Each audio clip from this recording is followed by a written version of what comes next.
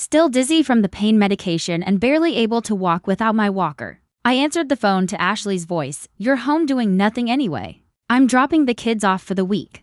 Kevin and I need a break from parenting. The line went dead before I could protest. 20 minutes later. I made 3 phone calls that would change everything if you're watching this. Subscribe and let me know where you're watching from. I'm Dorothy Mitchell, 68 years old, and exactly 1 week ago, I had my hip replaced. The surgeon said I'd need at least 6 weeks to recover, maybe 8. My house in Toledo still smelled like antiseptic from the visiting nurse's daily visits. And I could barely make it from my bedroom to the kitchen without stopping to rest. But Ashley didn't care about any of that. She'd married my son Kevin 15 years ago. And from day one, she treated me like unpaid help. Need a babysitter? Call Grandma. Need someone to clean up after their parties? Grandma. Will handle it. Never mind that I'm a retired registered nurse who's spent 43 years taking care of other people. Never mind that I buried my beloved husband, Frank, just 3 years ago. And I'm still figuring out how to live alone. The doorbell rang exactly at 2:30 p.m. Through my front window, I watched Ashley march up my walkway, dragging Emma by the hand while Jake carried baby Lily. Even from that distance, I could see Emma's wrinkled school uniform and Jake's mismatched shoes. Here they are, Ashley announced, pushing past me into the living room. She dropped 2 garbage bags on my couch, apparently their clothes for the week. Emma knows how to make sandwiches, so feeding them won't be hard. Jake still wets the bed sometimes, but you probably have plastic sheets from when Kevin was little. I just stared at her. Ashley, I just had major surgery. I can barely walk. She rolled her eyes. Oh, please, you're being dramatic. It's not like you have anything else to do. She grabbed her purse and headed for the door. We'll be back Sunday. The kids are fine on their own most of the time anyway, and just like that,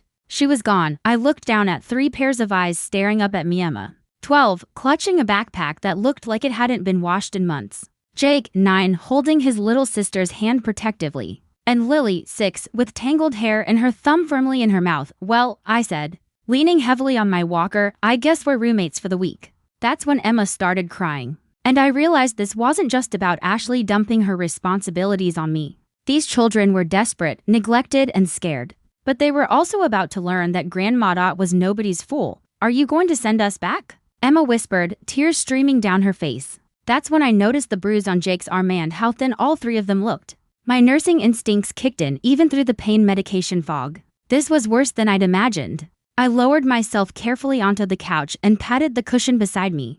Come here, sweetheart. Nobody's getting sent anywhere. As the children settled around me, I started asking gentle questions. When was the last time they'd eaten a real meal? Did they have clean clothes at home? Who was watching them when Mom and Dad went out?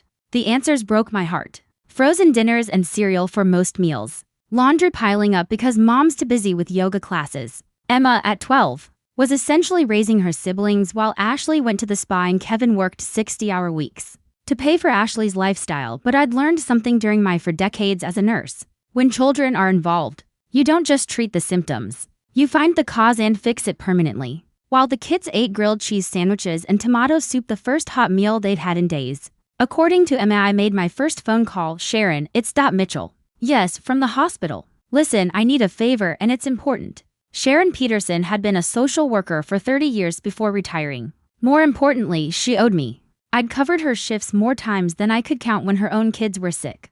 I need documentation, I told her quietly while the children watched cartoons in the living room. 3 neglected children. I think we're looking at emotional abuse, possibly physical. Can you come by tomorrow? My second call was to my neighbor, Mrs. Henderson. An 80-year-old busybody with nothing better to do than watch everyone's business. Through her lace curtains, Edith, I need you to watch my house this week. Take pictures of anyone who comes or goes. Write down license plate numbers. Yes, it's important. My third call was to Kevin's office. This is Dorothy Mitchell, I said. Kevin's mother, I need to speak with him. Yes, I'll hold. When Kevin finally came on the line, I kept my voice sweet as honey. Double quotes, hi, sweetheart.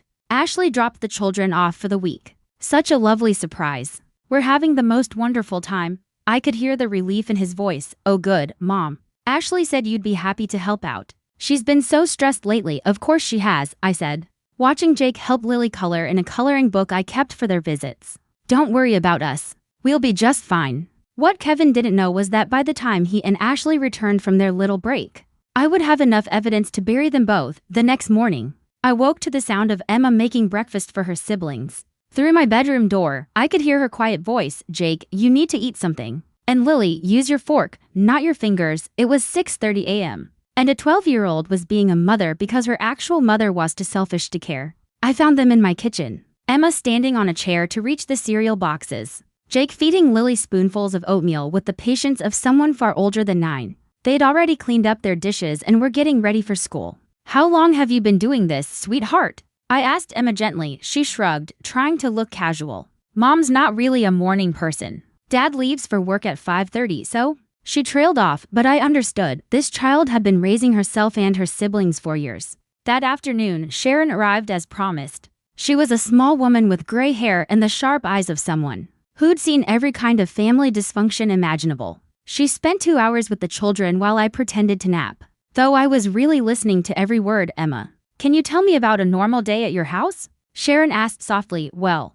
Dad leaves really early for work. Mom usually sleeps until noon, so I get Jake and Lily ready for school and make their lunch. After school, I help Jake with his homework while Lily watches TV. When Mom wakes up, she's usually grumpy and says we're too loud." "What about dinner?" Sharon asked. Emma hesitated. "Sometimes Mom orders pizza. Mostly we just find something. I know how to make mac and cheese and peanut butter sandwiches." Sharon took careful notes, her expression growing darker with each revelation. When she finished with the children, she found me in the kitchen. She said quietly, "This is worse than I thought. That little girl is completely parentified, and the younger ones show clear signs of emotional neglect. The baby still isn't potty trained properly and she's 6 years old." I nodded grimly. "I know, the question is, what can we do about it?" "Document everything," Sharon said firmly. "Keep them here as long as possible. And whatever you do, don't let the parents know we're building a case." That evening, after tucking all 3 children into beds in my spare room beds they insisted on sharing because they were afraid to sleep alone, I sat in my kitchen with a legal pad and started writing everything I'd observed. Emma doing all the parenting. Jake's defensive behavior whenever someone raised their voice. Lily's regression with potty training and her constant thumb-sucking. The way all 3 of them hoarded food like they weren't sure when their next meal would come. But I was also documenting something else. How quickly they'd responded to actual care and attention. Emma had smiled for the first time in years when I praised her for taking such good care of her siblings. Jake had opened up about his favorite subject in school, and Lily had let me brush her hair without crying. These children weren't damaged beyond repair. They were resilient, loving, and desperate for someone to actually parent them well. They were about to get exactly that because Ashley and Kevin were about to learn that you don't mess with Grandma's grandchildren. By Thursday, the house had transformed. Emma was sleeping past 6 a.m. for the first time in years because she didn't have to wake up and take care of everyone. Jake was doing his homework at my kitchen table while I helped him with math problems, something his parents had never bothered to do. And Lily was finally using the bathroom like a 6-year-old should, now that she had consistent meals and wasn't living in constant anxiety. But it was during that quiet afternoon, while the kids were at school and I was sorting through old photo albums, that I truly understood how far my son had fallen. There were pictures of Kevin as a boy, bright-eyed and helpful, always the first to volunteer when his father and I needed something done around the house. Kevin at his college graduation, beaming with pride as Frank and I posed with him. Kevin on his wedding day, looking genuinely happy as he danced with Ashley. When had he stopped fighting for his children? When had he decided that working 60 hours a week and letting Ashley do whatever she wanted was easier than being an actual father? I found my answer in a photo from Christmas 2 years ago. Kevin looked exhausted, defeated.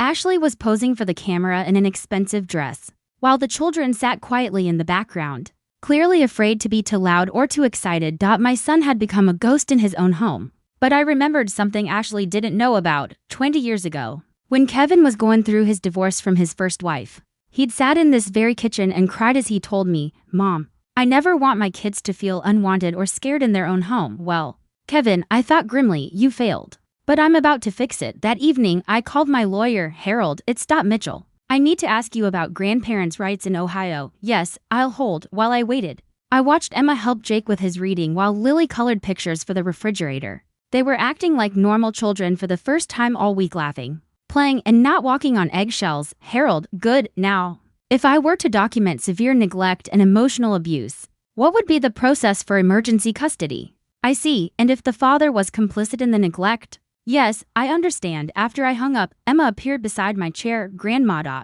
Are we going to have to go home someday?" The hope and fear in her voice nearly broke my heart. I pulled her close, breathing in the scent of the strawberry shampoo I'd used when I'd finally been able to give her a proper bath. Sweetheart, what would you say if I told you that you, Jake, and Lily might be able to stay here with me for a while? Her eyes widened. Really? We could stay here with bedtimes and vegetables and help with homework? I nodded, feeling my resolve strengthen. Really? But it might get complicated and your parents might be very angry with Grandma. Emma hugged me tighter. I don't care if they're angry. I just want Jake and Lily to be safe. And that's when I knew that what I was planning wasn't just right, it was necessary. Friday evening, I called Ashley's mother. Barbara had never liked me much, but she was about to become my most important ally. Barbara, it's Dorothy Mitchell.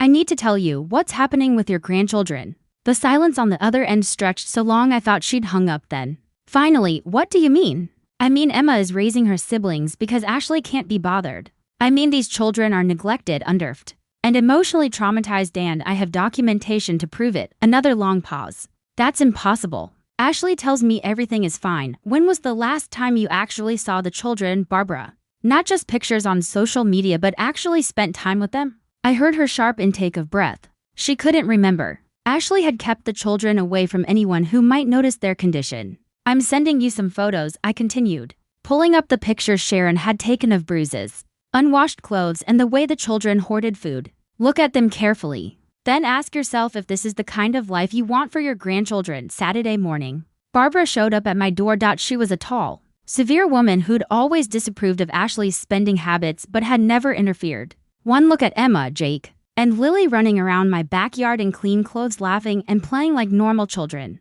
And her expression crumbled. My God, Dorothy, how long has it been like this? Years, I said simply. But we're going to fix it. We spent the morning going over Sharon's documentation, the photos, and my detailed notes from the week. By noon, Barbara was crying. I should have known. All those times Ashley asked for money for the children's clothes or school supplies. But they never seemed to have anything new. She was using the money for herself, I confirmed. Kevin's been working himself to death to pay for Ashley's lifestyle while the children went without. That afternoon, while the children napped, something they'd never been allowed to do at home, Barbara and I made a plan. It was risky, potentially explosive, but it was also the only way to protect Emma, Jake, and Lily permanently. Are you sure about this, Dorothy? Barbara asked as we finished our preparations. Ashley is going to be furious, and Kevin?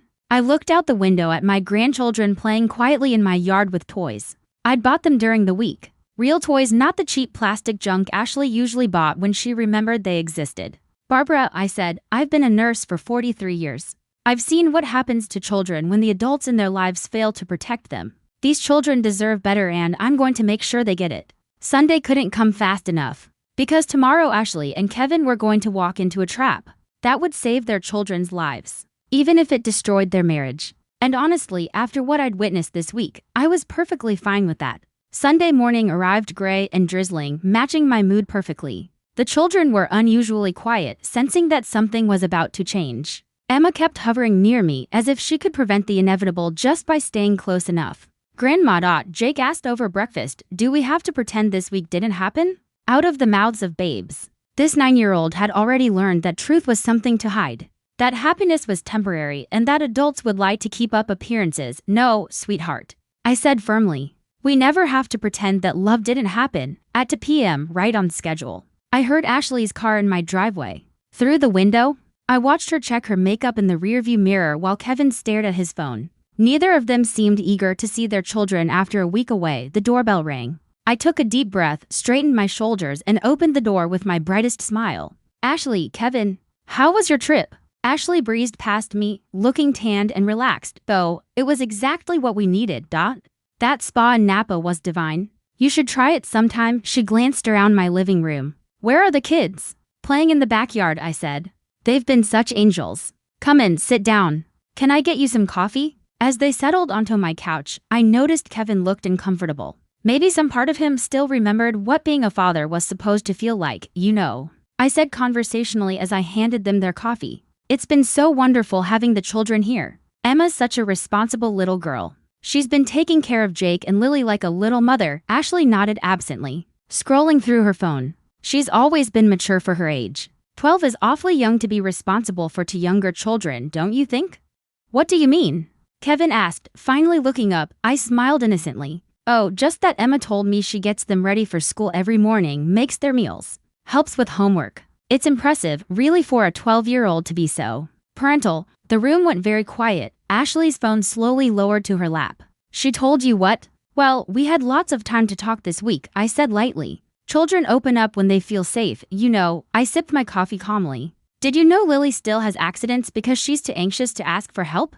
Or that Jake saves half his lunch every day in case dinner doesn't happen? Kevin's face had gone pale. Mom, what are you saying? I'm saying, I replied, my voice pleasant but edged with steel, that your children have been raising themselves while you've been busy with other priorities. I'm saying that Emma, at 12 years old, knows more about parenting than either of you do. Ashley shot to her feet. How dare you judge our parenting? Those children are fed and clothed and neglected, I finished quietly. Emotionally starved, living in survival mode instead of childhood. The back door opened and the children trooped in, their faces lighting up when they saw Kevin. Daddy. Lily ran to him, throwing her arms around his neck. But I was watching Ashley's reaction as Emma approached cautiously, as if unsure of her welcome. The contrast was telling, and my hidden camera was recording every moment. Well, Ashley said briskly, we should get going. Kids, get your things. Actually, I said, standing slowly, I think we need to have a different conversation first. I walked to my kitchen counter and picked up a thick manila folder about this. Ashley's eyes narrowed. What is that? Documentation, I said simply. Photos, witness statements, medical observations, everything I've recorded about these children's condition. When they arrived here a week ago, Kevin frowned.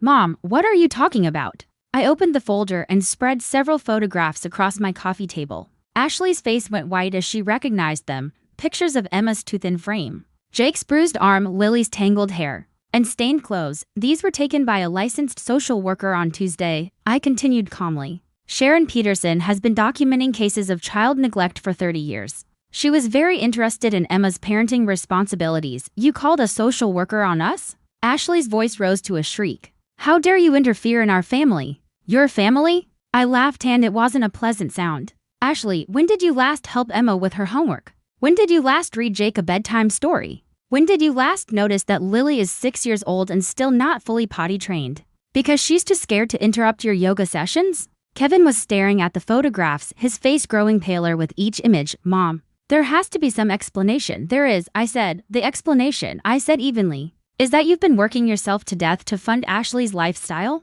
While your children raised themselves. Ashley grabbed the photos, trying to tear them up. But I stopped her. Those are copies, dear. The originals are with my lawyer. The word lawyer hit Kevin like a physical blow. Your lawyer? I nodded toward the window where Barbara's car was just pulling into my driveway. And Ashley's mother is here, too. Funny thing about grandmothers, when we actually see what's happening to our grandchildren, we tend to get protective. Barbara walked in without knocking, her face grim. She took one look at Ashley and shook her head in disgust. I've seen enough, Ashley. These children are staying here. You can't make that decision. Ashley snarled, but her confidence was cracking. Actually, I said, we can. I filed for emergency custody pending a family court hearing. The judge will decide what's in the children's best interests. The room erupted in chaos. But I just smiled and thought about how quiet my house would be tomorrow. Quiet in the best possible way. Ashley's meltdown was spectacular. She screamed about her rights, threatened to call the police, and accused me of kidnapping her children. Through it all, Kevin sat in stunned silence, staring at the documentation spread across my coffee table. This can't be legal. Ashley shrieked. You can't just steal our children. I'm not stealing anyone, I replied calmly. I'm protecting children who have been neglected for years. There's a difference. Barbara stepped forward, her voice ice cold. Ashley, I've been blind to this for too long. When Dorothy showed me those photographs, when I saw how these children responded to basic care and attention, I realized what a failure I've been as a grandmother. Mom, you're taking her side. I'm taking the children's side, Barbara corrected sharply. Something you should have done years ago. Kevin finally spoke, his voice barely above a whisper. Emma really gets them ready for school every morning, I nodded. Every morning for years, Kevin. She makes their lunches, helps with homework, puts them to bed. At 12 years old, she's been more of a mother to Jake and Lily than Ashley ever has. That's not true, Ashley protested. I love my children. Love, I repeated, laughing bitterly. Ashley, you left them with a woman recovering from major surgery without packing proper clothes or leaving emergency contacts. You didn't call once to check on them. You don't love these children. You see them as inconveniences. Just then, the front door opened and Sharon Peterson walked in. her professional smile barely hiding the steel in her eyes. "Good afternoon, everyone. I'm here for the follow-up interview." Ashley went pale. "What follow-up?" "Standard procedure in potential custody cases," Sharon explained, pulling out her notepad. "I need to interview both parents about their childcare arrangements and parenting philosophy." "This is harassment," Ashley shouted. "This is child protection," Sharon corrected firmly. She turned to Kevin. "Mr. Mitchell, can you tell me about your children's daily routine at home?" Kevin's mouth opened and closed like a fish. He couldn't answer because he didn't know. He left for work before they woke up and came home after Ashley put them to bed. "If she bothered to put them to bed at all. I work long hours to provide for my family." He finally managed. "And who supervises the children while your wife sleeps until noon?" Sharon's pen was poised above her notepad. The silence stretched until Emma's small voice came from the doorway. "I do." We all turned to see my 3 grandchildren standing there, holding hands. "They've been listening to everything, Emma, sweetheart," I started, but she shook her head. "No. Grandma. They need to know." She looked directly at her parents. "I get Jake and Lily ready every morning. I make their breakfast and lunch. I help with homework and put them to bed because mom is too busy and dad is never home." Ashley's face crumpled, but not with remorse. With fury. "You turned them against us." "No, Ashley," I said quietly. "You did that all by yourself." The custody hearing was scheduled for the following Wednesday. In the 3 days between Ashley's meltdown and our court date, something unexpected happened. Kevin started showing up. Not to fight for custody or defend Ashley, but to see his children. Monday evening, he knocked on my door with takeout from Emma's favorite Chinese restaurant. "I thought maybe I could have dinner with them," he said quietly. "If that's okay with you, Mom." I watched him carefully. The defeated, exhausted man from Sunday was gone, replaced by someone who looked like he'd just woken up from a very long sleep. "That depends," I said.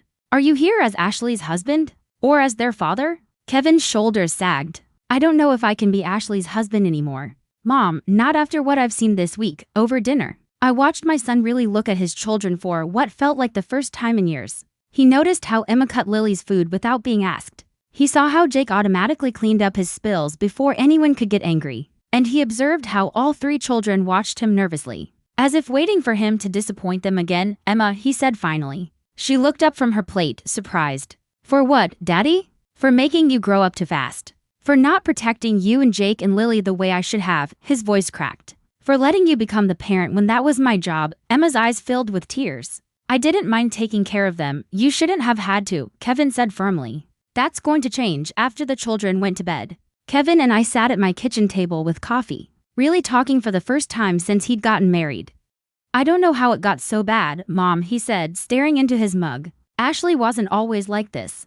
When we first met, she seemed to care about the kids. What changed?" I asked, though I suspected I already knew the answer. "Money," Kevin said bitterly. "As soon as I started making decent money, Ashley started spending it. First it was clothes and spa treatment. She said she deserved nice things after working so hard as a mother. Then it was the bigger house, the expensive car, the luxury vacations. While the children went without." Kevin nodded miserably. "I thought if I just worked harder, made more money, I could give everyone what they wanted. I never stopped to ask what the kids actually needed. They needed their father," I said gently. "I know that now." He looked up at me with red-rimmed eyes. "Mom, I'm filing for divorce. And I want full custody." I reached across the table and squeezed his hand. "It's about time." But I didn't tell him about Ashley's phone call that afternoon or her threats about what she'd do to keep the children. Some battles a mother has to fight alone. Ashley's true nature emerged during the custody hearing like a poisonous flower blooming in sunlight. Her lawyer,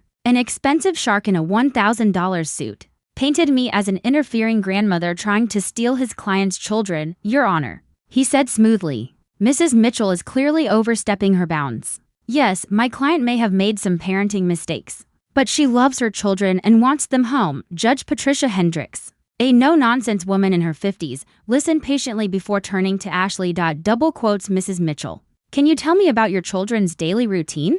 Ashley launched into a well-rehearsed speech about morning snuggles and bedtime stories. That had never happened. I watched Emma's face grow increasingly pale as her mother lied under oath about their life together. Then, it was Sharon's turn to testify. "Your Honor," she began, "in my 30 years as a social worker, I've rarely seen such clear-cut parentification of a minor child. Emma Mitchell has been functioning as the primary caregiver for her siblings since she was approximately 8 years old." Sharon presented her evidence methodically: photographs, interviews, medical observations. When she finished, The courtroom was silent except for Ashley's quiet sobbing. Not tears of remorse but of rage at being exposed. Judge Hendricks turned to Kevin. Mr. Mitchell, where do you stand in this matter? Kevin stood up slowly, his voice clear and strong. Your Honor, I'm filing for divorce from my wife and requesting full custody of my children. I've been a terrible father, but I want the chance to make it right. Ashley's head snapped up. You can't do this to me, Kevin. I won't let you take my children. Your children? Kevin's voice was ice cold. When did you last help Emma with homework? When did you last take Jake to a doctor's appointment? When did you last notice that Lily has nightmares because she's afraid of making you angry? Ashley's mask finally slipped completely. Those children ruined my life. She screamed. I was somebody before I had them. I had dreams, plans, a future, and now look at me. Trapped in this boring suburban life with 3 demanding brats who never appreciate anything I do for them. The courtroom fell deathly silent. Even Ashley's expensive lawyer looked horrified at his client's outburst. Judge Hendricks leaned forward. Mrs. Mitchell, are you saying you view your children as burdens? Ashley's lawyer grabbed her arm, trying to shut her up, but the damage was done. Years of resentment came pouring out like poison from a wound. I never wanted 3 children. Kevin promised me we'd have help, that I wouldn't have to sacrifice my entire life. But instead, I'm stuck with constant demands and whining and messes. That's enough, Judge Hendricks said sharply. She looked at Ashley with barely concealed disgust. Mrs. Mitchell, you just told this court that you view your children as impediments to your happiness. That told me everything I needed to know about her fitness as a parent. Ashley realized her mistake too late. She tried to backtrack, blaming stress, emotional manipulation, anything she could think of, but Judge Hendricks wasn't buying it. Custody is awarded temporarily to the paternal grandmother, Dorothy Mitchell, with visitation rights for the father. Mrs. Ashley Mitchell will have supervised visitation only, pending psychological evaluation and completion of parenting classes. Ashley screamed right there in the courtroom, calling the judge biased and vowing to appeal. It took 2 bailiffs to remove her, but I barely heard any of it. Because just then, Emma had slipped her small hand into mine and whispered, "Thank you, Grandma. Thank you for saving us." 6 months later, my house had become something I never expected at 68 years old, a real home again. Not the quiet, lonely place where I'd been recovering from surgery, but a house full of laughter, homework, arguments, and the beautiful chaos of children simply being children.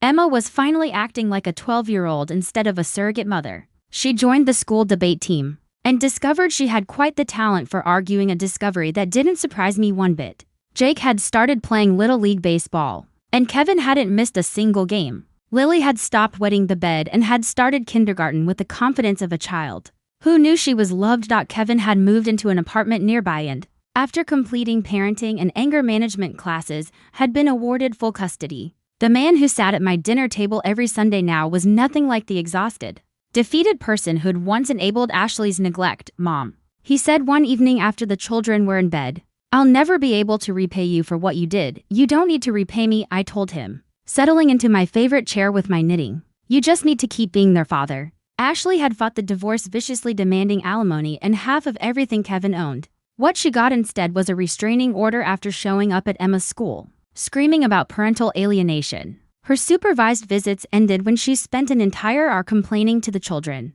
about how they'd ruined her life. The last I'd heard, she'd moved back to California with her mother, still convinced that everyone else was the problem. But the real victory wasn't in court documents or custody orders. It was in the way Lily ran to me every morning for hugs. It was watching Jake help his little sister with her shoelaces without being asked. It was seeing Emma smile like the child she still was, finally free to be young, silly, and irresponsible. This morning, Emma asked if she could invite a friend over for a sleepover. A normal request from a normal 12-year-old, who no longer had to worry about taking care of everyone else. "Of course, sweetheart," I told her. "This is your home, too," and it was. For as long as they needed it, these children would have a safe place to grow up, make mistakes, and be loved unconditionally. Sometimes the most important battles aren't fought on grand stages, but in courtrooms and children's bedrooms. Sometimes victory looks like a 6-year-old sleeping through the night without nightmares, or a 9-year-old who doesn't flinch when adults raise their voices. As I watched the sunset from my kitchen window, I thought back to that phone call 6 months ago. Ashley had been right about one thing: I was home doing nothing anyway. But what she never understood was that nothing can sometimes be everything. And sometimes doing nothing is exactly what children need most. Now, I'm curious about you, the one listening to my story. What would you do if you were in my place? Have you ever had to fight for someone who couldn't fight for themselves? Comment below and tell me where you're watching from. Thanks for listening. Don't forget to subscribe and feel free to share your story in the comments. Your voice matters.